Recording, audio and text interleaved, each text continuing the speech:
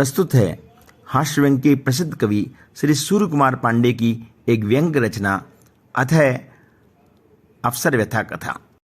कुछ ऊपर वाले की मेहरबानी, कुछ नीचे वालों की सिफारिशों का असर, मैं बन गया एक दफ्तर का अफसर।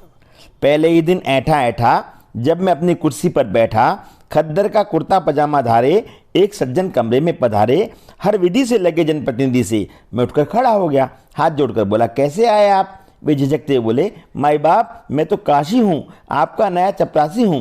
वैसे पुराना हूँ, यहाँ के लोगों का जाना पहचाना हूँ। मेरे चेहरों का वस्त्रों से घनिष्ठ नाता है, सबको ही भ्रम हो जाता है।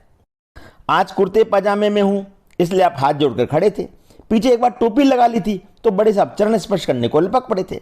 मैंने कहा, काशी जी, तब तो आप सचमुच महान हैं, उम्र में मेरे पिता समान हैं। अब आप काम करें या न करें, आपकी मर्जी है। काशी बोले, हुजूर, एक बात जान लीजिए, मुझे इस घंटी से एलर्जी है। आपसे पहले वाले साहब बहुत बजाते थे, मैंने उनसे जोर की बजा दी, वे बजाना ही भूल गए और अगले ही दिन ट्रांसफर के झूले में झूल गए।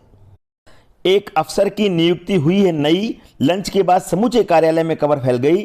पहले फैलती भी कैसे, लोग लंच के बाद तो दफ्तर आते थे, जो तब तक भी नहीं पहुंच पाते थे वे शाम तक आ ही जाते थे। शाम 4:30 बजे मैंने कार्यालय का निरीक्षण किया, सूक्ष्म परीक्षण किया। वहाँ हर किसी का अपना ठाठ था, पूरा दफ्तर अपने आप में पिकनिक स्पॉट था। फाइलों के ऊपर फाइलें थी, फाइलों के नीचे फाइलें थी, बाबुओं के आगे फाइलें थी, बाबुओं के पीछे फाइलें थी। जब मैंने फाइलों की एक दीवार को धक्का दिया, 2 कर्मचारियों को तो वहां से बरामद किया, वे भी सोते हुए मिले, हिलाया तो हिले। मैं ये दृश्य देखकर घबरा गया, मेरा माथा चकरा गया। एक से पूछा डरते डरते, तुम लोग काम क्यों नहीं करते? लेते हुए जम भाई उसने ये बात बताई, यूं ही नहीं करते कि काम ही करना होता तो सरकारी नौकरी क्यों करते। दफ्तर के हाल बेहाल होने की हद तक ठीक थे, टूटे हुए फर्श पर पान के पीक थे, मजबूत कुर्सियां, मेजें कमजोर, दराजों में दरारें, दरारों में भेद, हर टेबल में 75 छेद जिनमें छाते टांगे थे, और छाते उनके जो हफ्तों से कार्यालय नहीं आए थे। कुछ रुमाल लग गए थे, कुछ ने कोट लटकाए थे। स्टेनो नहीं थी, टाइपराइटर बेकार थे, पत्रावली के अंबार थे, मकड़ियां टिप्पणी लिख रही थी, धूल हस्ताक्षर कर रही थी, और दरवाजे पर एक बकरी रद्दी कागजों को घास समझकर चल रही थी। उस दिन तो मेरी हिम्मत ही गई डोल। जब फाइल को खोल मैंने पूछा, ड्राफ्टिंग तो है, नोट कहाँ है? बाबू बोला, सर वो नहीं है, पार्टी बाद में देने को बोल गई है। आप चिड़िया बैठा दीजिए, ये बंदा किस दिन काम आएगा, पार्टी के चौंच पंजे तक नोच लाएगा। मैंने कहा, मुझे पटाते हो? तुम सब घूस खाते हो? वो बोला, सर आप इसके लिए हमें आंख नहीं दिखा सकते। जिस धरती पर लोग घास फूस खा रहे हो, हम क्या घूस तक नहीं खा सकते? कुछ दिन बाद कर्मचारियों ने एक समारोह आयोजित किया, मुझे मुख्य अतिथि बनाकर आमंत्रित किया। एक कर्मचारी को लेखन से बड़ा मोह था, उन्हीं की पुस्तक का विमोचन समारोह था।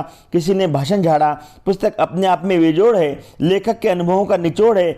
मैं उठा, ट्रे से पुस्तक उठाई, फीता खोला, खूबसूरत पन्नी उतारी, कैमरे ने आंख मारी। मैंने पुस्तक को जैसे ही भीड़ को दिखलाया, मुखपृष्ठ देखकर मेरा कलेजा मुंह को आया, नैनों में टाक गए निराशा के झूले। हम अपना रटा रटाया भाषण तक भूले। पुस्तक थी सरकारी काम से बचने के 101 फार्मूले। एक दोपहर 3 लोगों का एक प्रतिनिधिमंडल आया। उसने बताया, सर हम अधीनस्थ कर्मचारी हैं, आप ही की तरह सरकारी हैं। मैं छोटा बाबू, वे बड़े, और सर जो खड़े हैं आंखें मीच के, वे हैं बीच के। मैंने कहा, काम बताइए, दफ्तर टाइम से आइए, इस कार्यालय के हाल शर्मनाक है। छोटे बाबू बोले, सर धीरे बोलिए, बड़े बाबू बड़े खतरनाक है। मैंने कहा, खतरनाक? तभी बीच वाले ने खोली आंख। हाँ सर, असली खतरा उनकी नाक से है, उनकी नाक से हमारी नाक में दम है। उनका एक नियम है, वे काम से अधिक आराम पर ध्यान देते हैं, कुर्सी पर टिककर फर्राटे से खर्राटे लेते हैं। मैंने पूछा, तब तो काम में होती होगी परेशानी? मंझले बोले, सर आपने पूरी बात कहाँ जानी? छोटे बाबू ने होठ खोले बेशर्मी से, शर्माते हुए बोले, सर बात वो नहीं, बात यह है कि इससे बड़ा न्यूसेंस होता है, उनके खर्राटों से हमारी नींद में डिस्टर्बेंस होता है। मैंने बड़े बाबू को बुलाया, आइए आइए, लक्ष्य के अनुसार इस वर्ष की उपलब्धि का विवरण बताइए। उन्होंने चश्मा नीचे सरकाया, फिर आंखें मलते हुए बतलाया, सर उपलब्धि 50% है, इस वर्ष 5 अफसर बदल चुके हैं, यह अचीवमेंट है। कैसे कहूँ, मेरा पद छोटा है, वैसे 10 का कोटा है। आप छठे हैं, बचकर रहिएगा, कुछ हो जाए तो बाद में मत कहिएगा। आपको पहले से ही बता रहा हूँ, अफसर जानकर जता रहा हूँ, क्योंकि मैं अफसरों का फेथफुल सर्वेंट रहा हूँ। वह अलग बात है कि 20 साल की सर्विस में 25 बार सस्पेंड रहा हूँ। देखकर दफ्तर के हाल में हो गया बेहाल। मुख्यालय को पत्र लिखा, कोई उत्तर आता नहीं दिखा। बीत गए 2 साल, आधे रह गए सिर के बाल। मैंने रिमाइंडर भेजा, हेड ऑफिस ने उसे भी सहेजा। एक दिन में ताव खा गया, बेमतलब जोश आ गया। ऊपर वाले सुनते नहीं है, नीचे वाले गुनते नहीं है, होकर तनावयुक्त मैंने 2 कर्मचारियों को कर दिया सेवा मुक्त, 3 को सस्पेंड। एक यूनियन लीडर आए, बोले अब आपका भी आ ही गया एंड। साहब हम तो इज्जत से निभाते हैं, आप पहले ही बता देते कि आप ट्रांसफर चाहते हैं, इतने तनाव की क्या आवश्यकता थी, हमें बात ही पता नहीं थी। आपको अपना ट्रांसफर ऑर्डर कल तक मिल जाएगा।